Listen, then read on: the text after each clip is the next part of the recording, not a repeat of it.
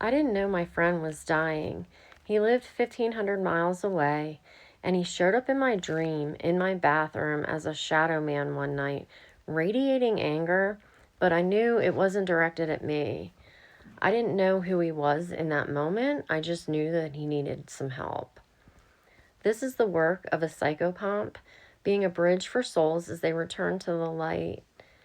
This work, it's active, so I've set firm boundaries, I've asked for protections, and souls may come to me in my dream state if they need help crossing. But only souls for my highest good may approach, and they are not allowed to scare me. So we celebrate the trauma of birth, but we fear the peace of death. My question is, why aren't we celebrating death as a homecoming? Sometimes the work finds you before the news does. When that friend appeared in my dream, his anger, I knew it wasn't directed at me, and I didn't know who he was in the moment, but I called in his God, his angels, his ancestors, and I crossed him. The next morning, I had 25 text messages saying that he was gone. And when I found out who it was, the anger, it made sense to me. He had just retired and he had travel plans with his wife. So I've had another soul come to me several times in a dream.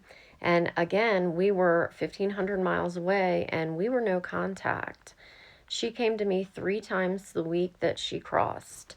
And on the third night, she was hanging from the bathroom door coat hanger by the back of her nightgown, dramatic to the very end and stuck between the doorway.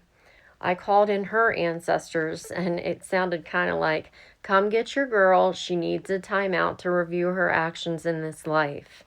And I got a text the next day from a mutual friend saying that she had passed.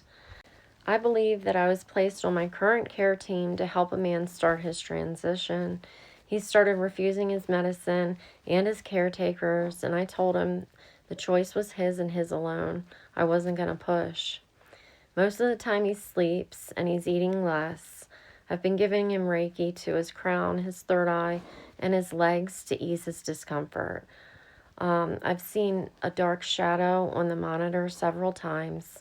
I believe it's his wife waiting to meet him. And when that happens, he's usually talking in his sleep. I've stood at this threshold many times for my grandparents, my son's dad, and for those I served in hospice. To me, it's an absolute honor to be an anchor when the veil gets so thin, to call in their gods, ancestors, and angels to guide them home. This work, it's not just limited to people transitioning. Next time, we're going to talk about working with places, spirits, and the land.